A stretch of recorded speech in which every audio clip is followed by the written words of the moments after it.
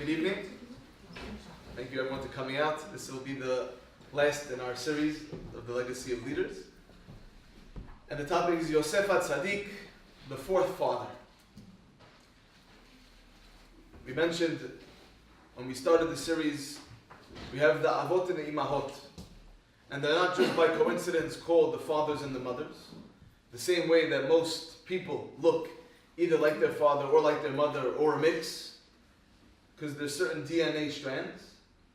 So too, Abraham, Yitzhak, Yaakov, Sarah, Rivka, Rachel, Leah, they pass down to us as our parents, as the Avot and Imahot, certain character traits, certain DNA, and that comes from the Avot and Imahot.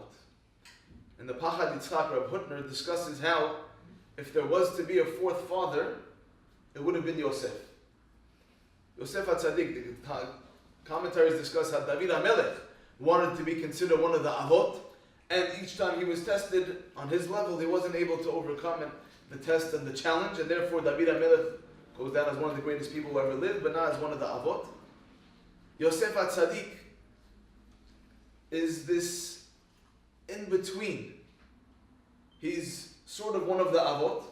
The last pasuk in the book of Bereshit is Vayamot Yosef ben 110 shanim v'achnu oto v'yisem ba'aron. Yosef HaTzadik is the last person that we speak about. He's the culmination of the book of the Avot. And when you turn to the book of the Shemot, which now is going to introduce us to the Jewish people as a nation, what does the pasuk tell us? Vayamot Yosef v'chol echad v'chol ador ahu. It doesn't tell you Reuven, Shimon, Levi, Yehuda, they all died. No. It tells you who they are. But when it wants to tell us, we're now finishing chapter 1, going to chapter 2. It ends chapter 1 by saying, Vayamot Yosef, and then all his children, his brothers, and that whole generation. Yosef was the pillar of that generation. So we have to understand what made Yosef so unique. If I ask you about Yosef, I'm sure you have plenty to say about Yosef. This whole parasha, he's the main man, he's the main character. Next parasha is the main character. Parashat Vayigash, the main character. Even in Parashat Vayechi, which has the blessings Yaakov Avinu gives to the tribes, the beginning is about Yosef and it's switching the hands. And at the end, after Yaakov dies, it's about Yosef forgiving his brothers and not trying to take revenge. For 4 parashiot, he's the main character. There's a lot to say about Yosef. If I ask you, tell me some stuff about Naphtali. What can you tell me about Naphtali? Nothing. Fast runner. Very good. That's about it. What can you tell me about Zebulun? Businessman. Alright? Anything else? No. What about Dan? What do you got about Dan? Nothing. Yeah? And these are all names we know. Names that some people here their children might have those names. Right? But at the same time, we know almost nothing about them. Yosef is the one, is the focus. He is the Yisod. So to understand the greatness of Yosef, we need to understand some of the story of Yosef and the brothers and learn the lessons of Yosef. I won't go through it in depth. I gave a whole class about it this morning. We were discussing Yosef. We're introduced to him. He's 17 years old. We read a little bit about him last week. It says that when Yaakov meets Esav, all the children came forward and then came their mothers. It says comes Yosef and then comes Rachel. And one of my parsha questions with my kids, how come Yosef came before his mother? Because he was sort of trying to protect her. Now, I don't know how tall Rachel was, but he's 7 years old. So now my 7-year-old is about that. Right? Assuming that she wasn't really, really short. What's he thinking? It didn't matter. He had that confidence. He was somebody who was going to do and stand up, and he was a true leader, even as a little kid. We're introduced to Yosef. He's 17 years old. What's that? Was that respectful? He felt that I had to do what I need to do to protect my mother. It was coming from a good place. Yaakov's in charge of the whole family, all the wives, all his children. Yosef's this little kid, but he's going to stand up. So it wasn't a matter of disrespect. It was a matter of him almost showing that confidence and trying to protect his mother, even if it's crazy. I'm going to do what I got to do. Considering how much of a gibor Esav sounds like he was, and still Yosef is going to stand up to him. Amazing. We're introduced to Yosef in this week's parasha.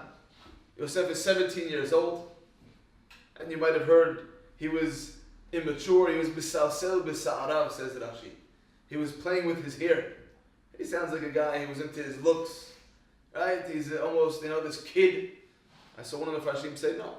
The Pasuk says, Melech befiv techezena einecha. King, Prime Minister always has to look top. They don't get a haircut once a month, like most men do. They don't get a haircut, right? I don't know how often Teresa May gets a haircut, but once every couple of months, or a few months, you always have to look impeccable. Every couple of days, you got to make sure that you're always looking top. He understood, I'm meant to be a king, Melech befiv techezena einecha. I have to always look top. He was a few years premature. He wasn't a king yet, but he felt, I got to look the part. I got to always be ready. And he was a very good-looking man, the same way his mother was a very eshet yifat. She was a woman who was beautiful. So too it says about Yosef HaTzadik as well. And he's 17 years old. And he seems like someone who really cares. He comes back and he says to his father, he brings the information to his father. What's the information he brings to his father? They're teasing. They're teasing my brothers, my half-brothers, the ones that come from Bilhan, Zilpah. It's not fair, it's not right. They're making fun of them. Who are Bilhan, Zilpah? Obviously seems like they're the maidservants. My kids, we were discussing over Shabbat different questions. Who was the mother of Avraham Avinu? Right? Who was the mother of Rachel and Leah? Anybody know? No, neither do I. No. Yeah? Who were the mother of Bilhan Zilpah? Also don't know. But Rashi tells us who was the father of Bilhan Zilpah? Anybody? Good thing came here tonight. Who were the father of Bilhan Zilpah? None other than Lavan. So Rachel and Leah, their half-sisters are Bilhan Zilpah. But at the same time, we see they had a lower status. And Reuven, Shimon, Levi, Yehuda, Issachar, Zevulun, seems like they're mocking and they're making fun of these other brothers. Dan Naphtali, Gad, and Asher. Yosef comes and he's trying to protect his brothers. But at the same time, he's hated, he's the favorite. And he has these dreams. And I'll give you a whole class tomorrow on the Torah Way, all about dreams. The secret meaning of dreams, why we have dreams, what dreams are all about. He has these dreams and he understands these aren't just regular dreams, these are prophecies. These are prophecies. And you read it and you think to yourself, he must be really thick. He knows his brothers don't like him. And yet, he's like, hey guys, check it out. I had this dream, you're kissing my shoes. Yeah, that's basically what he's saying. You're bowing down to me. What are you kidding? He didn't interpret the dream, they did. Oh, actually, so the Abar Benel says the reason he told them his dreams is because the Gemara in Brachot discusses what happens, how do dreams work. Dreams work the way you interpret them. This depends. There's two elements of dreams. One element, it's not a class on dreams, but one element of dreams is what you were thinking about during the day. And one element of dreams is you understand this is somewhat of a prophecy. Yeah? And the way that dreams are interpreted quite often is going to be the way it happens. So if you have a dream that's very peculiar, go to someone who's a very positive person. In this week's parasha, it says about the baker, Vayad, ki tov patar. He sees that he interpreted the dream good. Simply, it means he knows what he's doing. He knows how to interpret dreams. No. He understood dreams work the way you interpret them. Vayad ki tov patar. He sees that Yosef is a positive interpreter of dreams. He told the butler he's going to be reinstated. So what does he do? He also says, hey, interpret my dream. Be positive. Most dreams are what you're thinking about during the day. I had this past Shabbat. At 7:30, my kids wake me up. They're making noise. I told my wife, wake me up in a few minutes. Yeah, I gotta go to shul. I wake up. I look at my watch. 12:35. I was like, oh my gosh. I come downstairs. The table's set. My wife's all ready. I'm like, how come you didn't wake me up? And she gives me like this look. I'm like, do you understand? I'm the guy with the key. I have to open the door. There probably was no minyan. And then, Vayikatz Moshe v'nich chalom. I wake up and the whole thing was a dream. Yeah? I was like freaking out. I wake up, I'm like, oh my gosh, thank God, it's 8 o'clock. The night before, what happened? I told my daughter, I'm like, Yehudit, it's bedtime. She says, what time is it? I said, it's 8:30. My wife's like, no, it's only 8:25. We were discussing how my watch is always 5 minutes fast. And my daughter says, I'm going to come in the middle of the night, I'm going to switch you on. Yeah? So I must have been thinking about that in my dream. And the whole thing, right? What you're thinking about during the day defines itself so often in your dream. Yosef has these dreams, and you're 17. You understand your brothers don't like you. Are you going to tell them you had this dream where they're all bowing down to you? What's he thinking? And he doesn't just do it once, he does it twice. So, I'm going to go through it very quickly, but we gave a whole class this morning. I was discussing, the ladies' class that I give, how Yosef thought the brothers wanted to kill him because they felt that he was a rodef. They felt Yosef is trying to kick us to the curb. You have Abraham Avinu, the founder of Judaism, and he has one child that's the perpetuator of the legacy, Yitzchak, and one child gets kicked to the curb, Ishmael gets nothing. Yitzchak has two children, one Esav gets kicked to the curb, and Yaakov is the perpetuator of the legacy. And then, now you have Yaakov Avinu. And what does he do? It seems like he's giving all his focus to Yosef. He's going to be perpetuator of the legacy. What's going to happen to the rest of them? Kick to the curb. So they said, this guy's a rodef. He's trying to kill us spiritually. What does the Gemara say? Someone's trying to kill you. Kum lahorbo. You get up and you kill him first. He's saying, I'm not trying to get rid of you guys. I might be in charge, but you're there too. So what happens? They say, oh, you want to be the king? You're mored b'malchut. Who's the king of the Jewish people? Yehuda. The Shlach Hador says, why do we always read these parashiot over the time of Chanukah? Because who are the heroes of Chanukah? Maccabees. What does Maccabees stand for, by the way? Anybody? Very good. Mika mocha bedim Hashem. Who's like you in the heavens, God? You have the Hasmonean family, and they win the war, and it's amazing. But then they decide to become the kings. Which family, which tribe do the Hashmonaim come from? Yeah, the Kohanim. They're from the tribe of Levi. See, she was listening this morning. Yeah, they're from the tribe of Levi. They're not meant to be kings. They said, you're trying to kill us. No, I'm not trying to kill you. Okay, you're trying to be king. You deserve the death penalty.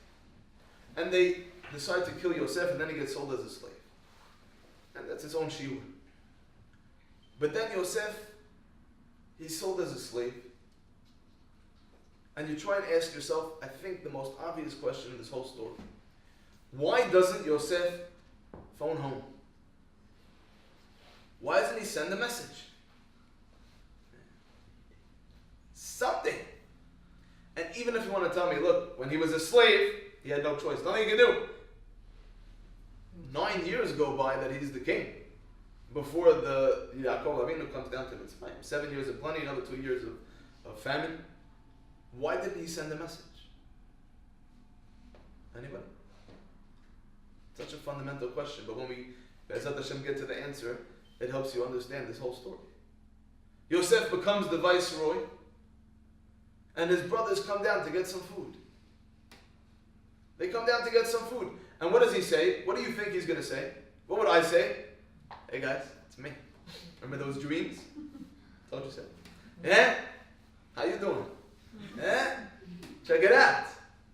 That's not what he does. What does he do?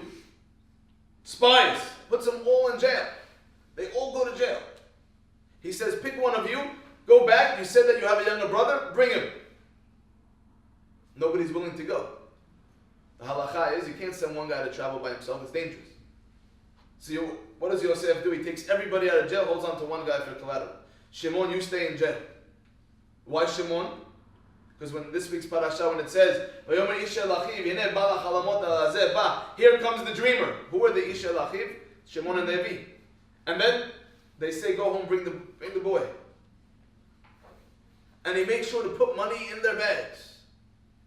Why is he making sure to put money in their bags? And who finds it first? Levi. Not by coincidence, Levi.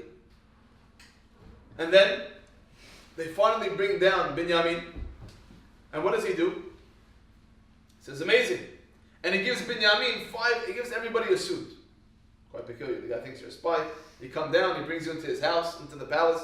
Come, we're going to have a meal. And he starts giving everybody suits. And what does he give Binyamin? 5 times as much. And then he takes out his magic cup.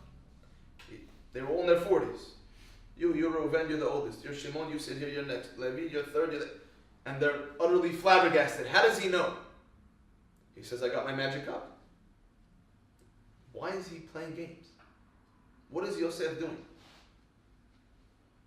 And then he puts the cup, magic cup, in the bag of Binyamin. They chase him down. And what happens? They say, you stole. What do the Shvatim say? It's quite surprising when you go through the give and take of what happened over here. You go through the give and take, and what do they say? They say, we have no idea what you're talking about. It's not us. Anybody who took it, you can kill him. They go through and they find Binyamin. And what do they say? Take us all as slaves. And Chief of Police Menashe, our rabbis tell us, what does he say? No. Only the one who stole the cup. Oh, you're going to take him to be a slave? Vayigash Yudah, he stands up, he's ready to kill him. Why is Yosef playing games? He wants them to realize what's happening. And we see that they do realize to some extent what's happening. They even say at one point, maybe this is because we heard the cries of our brothers and did nothing. But he still keeps playing the charade. But it has to be tikkun. There has to be a tikkun. What does that mean? So our rabbis tell us, what is the ultimate teshuvah? What is the ultimate repentance, says the Rambam? Maimonides explains, when you're in the same exact situation, and this time you don't do it. You're driving at 2 in the morning, you stop off to get a drink, that McDonald's just smells amazing, you can't control yourself, you go in, and you get a Big Mac and fries, you even supersize it, and you feel terrible afterwards, you gave in. What is the ultimate teshuvah? 5 years down the line, 10 years down the line, once again it's 3 in the morning, you're driving, long road trip, you're starving, it smells amazing, and this time you don't do it. That is the ultimate teshuvah. Yosef HaTzadik understands that his brothers make a bed din and they feel that he is guilty. He says, I need to have my brothers do teshuvah. When they come down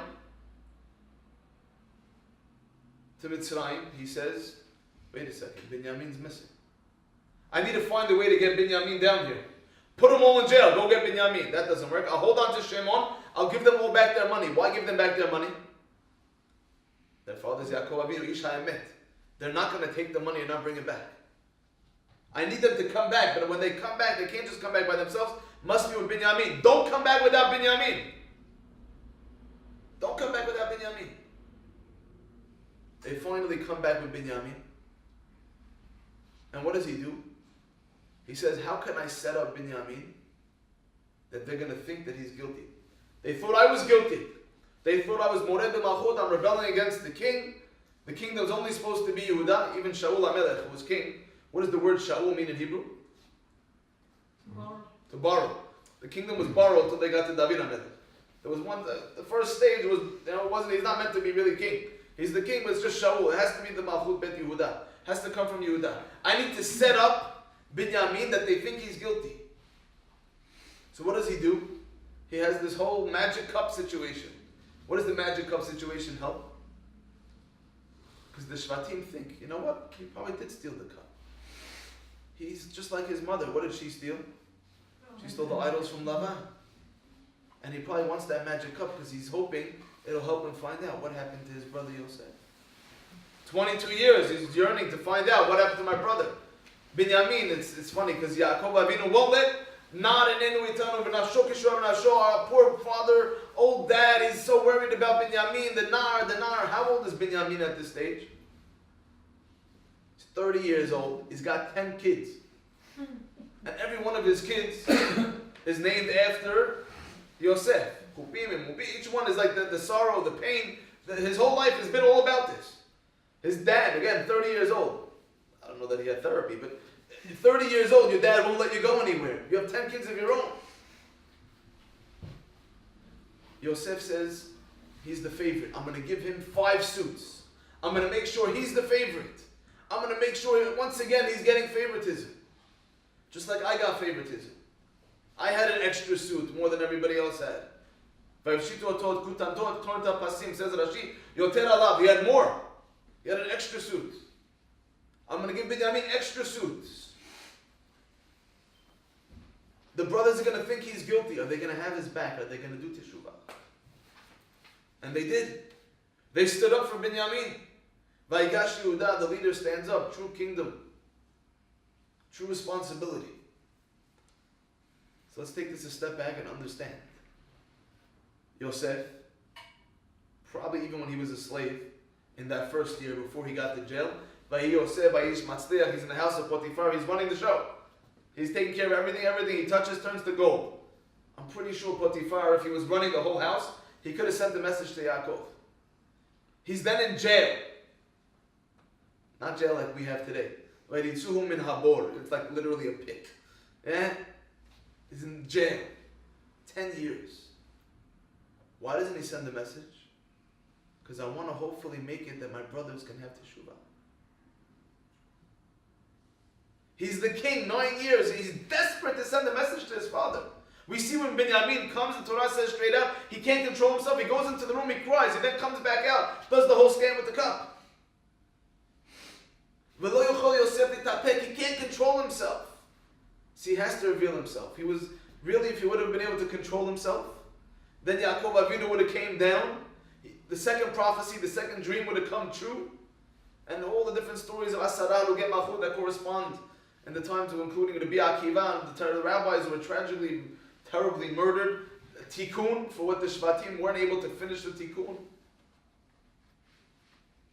Yosef HaTzadik, he's willing to suffer by himself, no family, no friends, in jail for 10 years, just on the chance that hopefully I can set it up that my brothers can repent. You understand? There's nobody in the world who would do such a thing. I'm going to suffer. My brother's messed up. I'm 100 million percent innocent. It's not my fault I'm the favorite. I've done everything I'm supposed to do. I'm the caring brother who doesn't want the Dan Naftali Gad Asher being made fun of. I'm telling them my dream because I understand it's a prophecy. Like the Abarbanel says, I'll tell you my dream. You interpret it any way you want. And that's what will happen. I'll go down. I'll be a slave. I'll be in jail. I won't message my father knowing how much it hurts him. Because please God, I'll be able to set it up that they can do teshuvah. If that's not epic, that he's willing to suffer his whole life just so that they can repent, I don't know what is epic. Yosef HaTzadik, he is the Yisod. What does Yisod mean? Foundation. Foundation. I was speaking about one of the school dinners last year, and I was talking about how we all want our kids to be Gedolim, Gadol Hador. We want our kids to be giants, skyscrapers of human beings. When you're building a skyscraper, when you're building a building, what's the most important part? Foundation. And the stronger and greater you want the building to be, the more important the foundation is. What is Yosef considered? Yisod, Tzaddik Yisod Olam. He's the Yisod, he's the foundation. Olam, not just Jewish people. Tzaddik Yisod Olam. Because by doing what he did, A, with the Shvatim, and B, which we'll get to in a minute, the story with Potiphar's wife, and to some extent what happened with Paro, shows us how amazing Yosef HaTzadik was.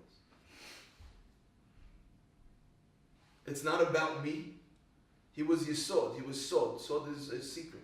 Hidden. What we know about him is only a drop in the bucket. What you saw of him is not really who he is.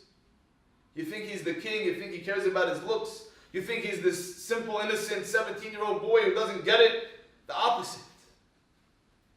Sod. What you see is not what you get. Yosef HaTzadik, he's in Mitzrayim. Mitzrayim is the most terrible and pure place you could possibly imagine. Pasuk says straight out, K'maaseh Mitzrayim lo ta'asu. Don't do like the Egyptians. You read on Pesach. It says, Ilu lo hotzi HaKadosh Baruch Hu et avotenu Mitzrayim. If God wouldn't have taken our fathers out of Egypt, Anu bnenu bnei banenu mishubadim hayinu leParo Mitzrayim. Us, our children, our grandchildren, would all be indebted to Paro in Egypt. And the question is, what are you talking about? Yeah, Egypt was the world power at that time. Not until Yosef got there. Once Yosef got there and all the money and everything came down to Egypt, then it became the world power that it was. But when the Jews leave Egypt, that's the world power. But we know history. When they wrote the Haggadah, we don't know who the Haggadah is written by. It's called the Baal Haggadah. Right? Whoever wrote the Haggadah, he already lived through the Romans and through the Greeks. He knows history. Of course, it wouldn't have, there's different stages. We wouldn't be stuck in Egypt. What's this about Haggadah writing? We'd be stuck in Egypt. So they expand. What was Mitzrayim?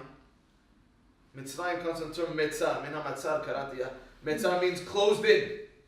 And the term paro comes from parua, open. They lived in this magic fantasy land. You don't like something? Do some magic and just change it. Everything goes. It's all okay. Nothing's ever a problem. You want to be like that? You be like that. Don't be like the Egyptians. We would have been stuck. We would have been metzar in Mitzrayim. We would have been locked in to this paro, to this parua, to this openness, you can do whatever you want, however you want. Yosef HaTzadik is living in that environment. Eshet Potifar comes over and she starts enticing him day in, day out. Day in, day out, she's enticing him. Now, if I'm Yosef HaTzadik, I'm really depressed. My brothers are ready to kill me. They threw me in a pit full of snakes and scorpions. They hate me. They want to kill me. They sold me as a slave. Once you're a slave, khalas, you're done. There's no way out of being a slave. Anyone who's seen Gladiator. It doesn't matter if you're Marcus Aurelius, commanded northern armies. You're done. You're a slave. You're now a slave. There's nothing out till someone else buys you. And usually, the person buying you wants you to be their slave. You're done. Khalas, gamarnu, for life, you're stuck. And this beautiful woman, day in, day out, is trying to entice you. And you're thinking to yourself, oh, he probably wants to marry a Jewish girl. What are you talking about? What Jewish girls? How's he going to find a Jewish girl? Impossible. There's no way. He's in Mitzrayim. There are no Jewish girls. So he's stuck as a slave. His family wants to kill him. They sold him as a slave. And this beautiful woman is enticing him day in, day out. What would any normal human being do? All right, they would succumb to temptation. They would say it's meant to be. Yosef HaTzadik is able to overcome his temptation. Because he is tzaddik, he's sod olam. And our rabbis even tell us, on that day, it goes through it. No one's in the house. Rashi tells us they all went to church. It was this very, very big Avodah Zarah day, Xmas day, everyone's in church. And that's why the kochot HaTum'ah are especially powerful. You might have heard some Hasidim have a minhag that they don't learn Torah on Xmas. Right? Because the kochot HaTum'ah, they might take it. Someone sent me an email on Xmas. It says, if you want to donate money to this very worthy cause, we're going to have 40 rabbis go down to the kotel and play chess for you. Yeah? Because you're not allowed to learn Torah on that day. Kabbalistically, the kochot HaTum'ah, the impure forces might take your Torah. That day, the kochot HaTum'ah are out in full force, and Yosef HaTzadik, everyone's in church, it's just him and her. And our rabbis tell us he was about to succumb to temptation. And then he sees Dukno Shel Aviv, he sees the image of his father in the window. Now if you think about that simply, imagine someone goes, they're on a trip they shouldn't be in, they go to Sin City, and they're about to do something they shouldn't do, and suddenly, in the window, they have a picture of the rabbi appears. Right? They're freaking out. What the heck was that? Yeah? Whoa. What just happened? What's he doing there?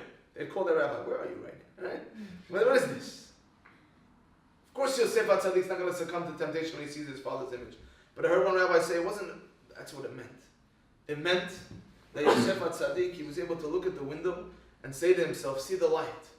And say to himself, I come from Yaakov Avinu. I don't mix with this.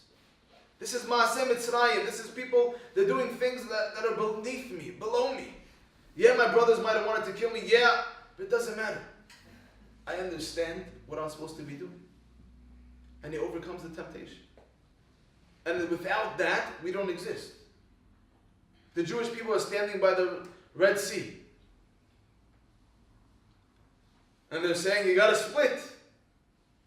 And the malach of the Yama says, Elu avdei avodah zarah, Elu avdei avodah zarah. You worship idols, you worship idols. Why should I split for you, Jewish people? And then what do we read in Hallel? Vayar ha'ayam vayanos. The ocean sees and it splits. What does it see, our rabbis tell us? Arono shel Yosef. It sees the box, it sees the aron of Yosef. So what? So what? The same way Yosef HaTzadik was able to say, I'm not going to give in to temptation. I'm not going to be like Mitzrayim. I'm not going to mix. I'm going to stay separate. So too, what does the Yam say? I have to separate. Our rabbis tell us the gematria of Yosef is the same gematria as Antiochus, same gematria as Melech Yavan. Because what did the Greeks want to do? The Greeks didn't want to destroy Judaism. They weren't anti-Semites. We come from Shem. They weren't anti-Semites. You want to celebrate Pesach? No problem. What they want to do, they wanted to kill Lashkicham Toratach. They wanted us to forget the Torah. Be normal. Be like everybody else. Mix with us. Be like us. And that's why the miracle happens with oil. As we've all heard many times. Any liquid. You mix it with water, you take some juice, mix it with water, you take some Coca-Cola, mix it with water. It mixes. What's the one liquid that doesn't mix? Oil. Yosef HaSadik goes down to Mitzrayim and understands, I'm not going to mix. Melech Yavan, what's the antidote to Melech Yavan who says, be like us, be normal, be like everybody else, there is no Torah? You have Yosef HaSadik. As one of the semi-avot, he gives us that power.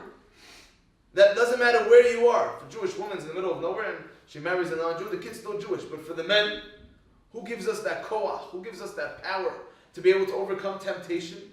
Who gives us the power to be able to say, hey, I don't care what my surroundings are, that's not for me. I stay separate. That's Yosef HaTzadik. He gives us that in our DNA. Obviously, even if you're not from the same tribe, but because it's there in the Jewish DNA, he is Yesod. It's interesting when you have the different 7 levels Kabbalistically. You have Chesed, and then Gvura, and then Tiferet, and then Netzach Hod, and each one corresponds to a different person. Abraham, Yitzhak, Yaakov, Moshe, Aaron, and then it goes sort of backwards to Yosef, and then it goes to David. Why out of order? Because you have to. There's a process. There had to be Abraham, Yitzhak, Yaakov, and then you get to Yosef. He is the Yesod. He's the foundation. Before you can become a king, you have to have a foundation. You have to be able to overcome your natural urges. You have to be able to overcome. You're naturally angry at someone else. You're naturally lazy.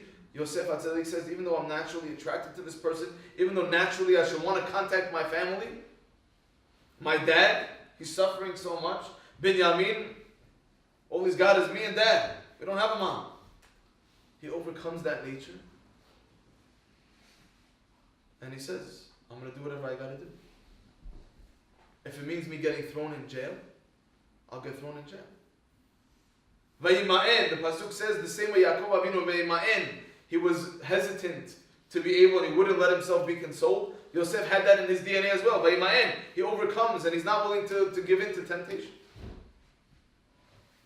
Yosef HaTzadik teaches us and puts into our DNA this challenge of understanding there's certain things we don't do, we don't mix. And as Jews, this is one of the greatest phenomenons that exists. There's hundreds of different answers to the famous Bet Yosef's question. Chanukah, we have 7 days that are a miracle. The 8th day is not a miracle. Really, the first day is not a miracle. The oil was always meant to last. And one of the answers is, the fact that we as Jews exist is a miracle. Mark Twain, who wasn't known to be a fan of the Jews, has a poem. The immortal Jew, what is the secret of their immortality? Because we shouldn't exist. If I ask you, what makes you English?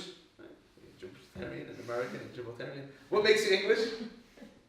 You were born here. You were born here. And you speak English. And your passport's English. And if my cleaner, she's from Romania, she has a kid, is that kid going to speak Romanian? Maybe. Okay. Probably. Is he considered Romanian or English? He's born here, he's English. But he considers himself Romanian. What about her grandkid? Is he going to speak any Romanian? Almost for sure not. And what's he going to consider himself? English. His kid, for sure, doesn't even know what Romania is. I'm English. I've been here for 80 years, my family. And that's what happens. As Jews, for thousands of years, we didn't have a language. This one spoke German, and that one spoke Polish. This one spoke Arabic, and that one spoke French. For thousands of years, as Jews, we didn't have a specific language. We didn't have a specific country. Human nature is, you go to a country, you want to fit in. You're not going to act different. You're not going to talk different. You're going to do what everybody else does. What is the secret of our immortality? Yosef HaTzadik. He put into our DNA. You go down to Mitzrayim, everybody acts a certain way.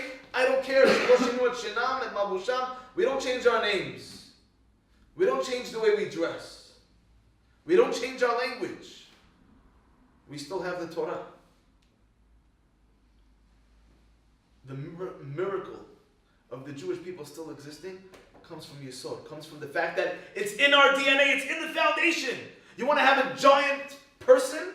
The DNA, the foundation has to be there.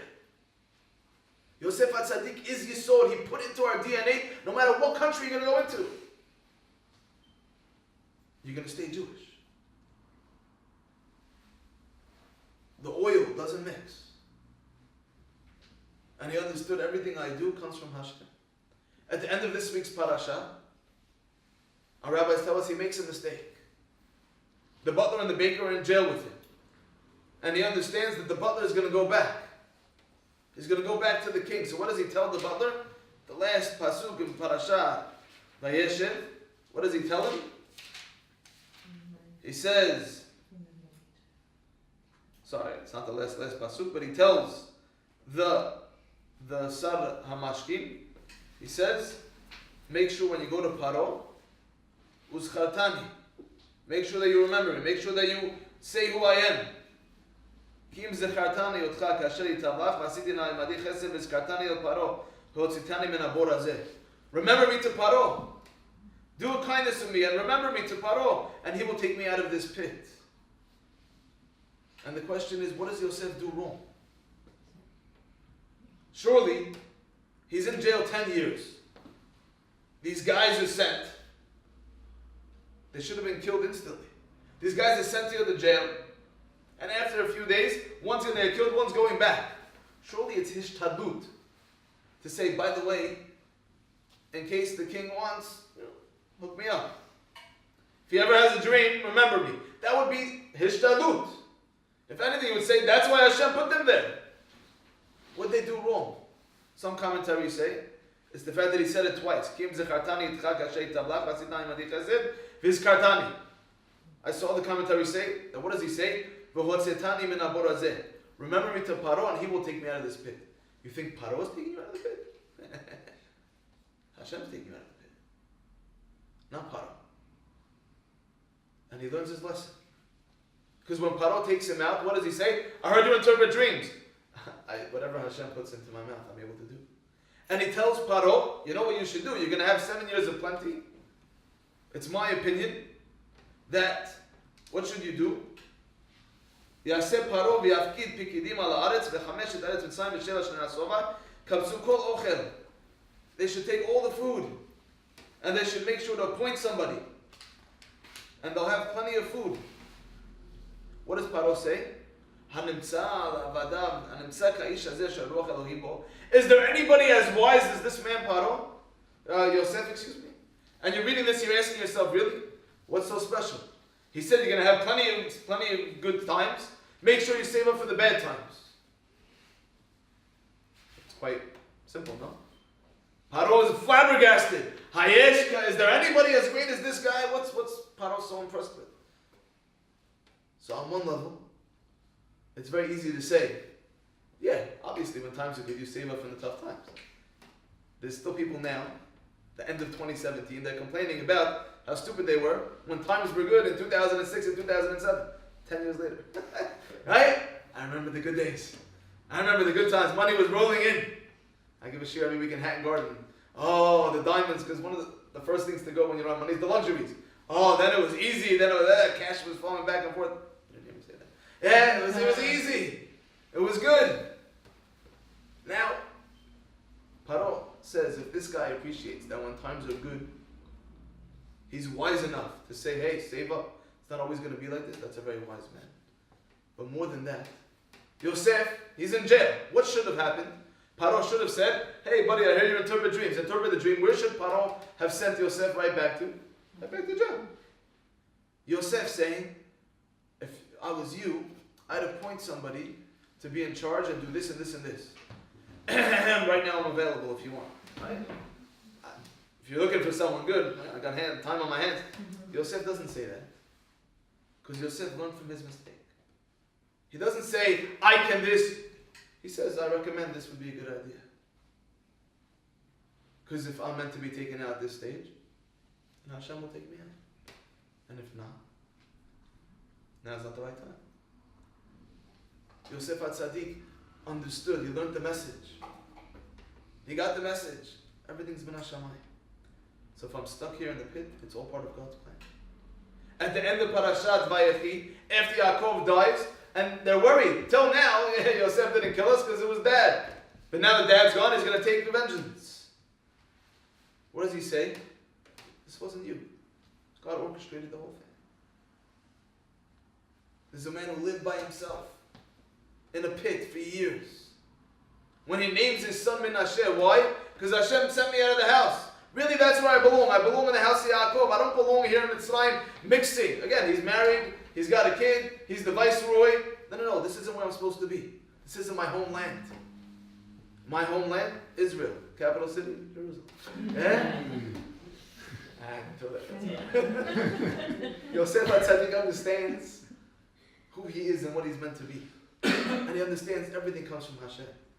So if I need to suffer so that my brothers can do teshuvah, that's what Hashem wants, I'll do it. If I need to suffer and be thrown into a pit, if I need to go to jail, he probably thought he would get killed, I would assume. Then that's what Hashem wants. I'm not going to give him the temptation. I don't mix. The oil and the water doesn't mix. If that's what Hashem wants, that's what Hashem wants. But I need to do the right thing. I have those roots. I come from Yaakov Avinu. Where does he see the image of Yaakov? Where does he see it? In the window. The same way we put the Hanukkah candles in the window.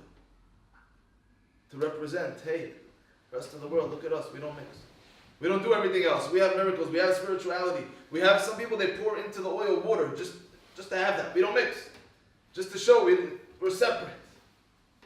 Yosef HaTzadik has this amazing, unbelievable koach, yesod, foundation, that he gave to us, that no matter what country you're in, even if there's no other Jews, even if everybody else acts and talks different to you, you're still going to stay Jewish. Where do we get that from? How is it the immortal Jew exists? Because of Yosef HaTzadik. He was able to go into Mitzrayim, overcome temptation. He saves the Jewish people with the splitting of the sea by saying, I stay separate. He overcomes temptation. And he passed that down to us. So I'm speaking to myself here. We all have challenges. When it comes to temptation, when it comes to different things, we have in our DNA the ability to overcome that. To say we're not going to give in to peer pressure. We're not going to worry about what, obviously you have to be good with the nations of the world, but we're not going to change ourselves if we know we're doing the right thing. Yosef is the bridge from the Avot to the Jewish people as a nation. But before we became a nation, we had to have Yosef.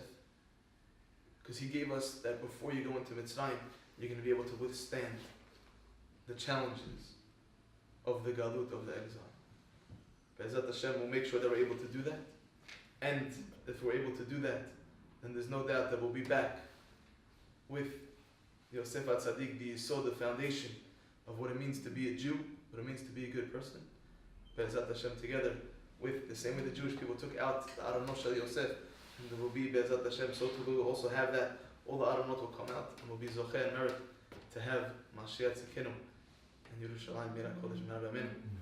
Amen.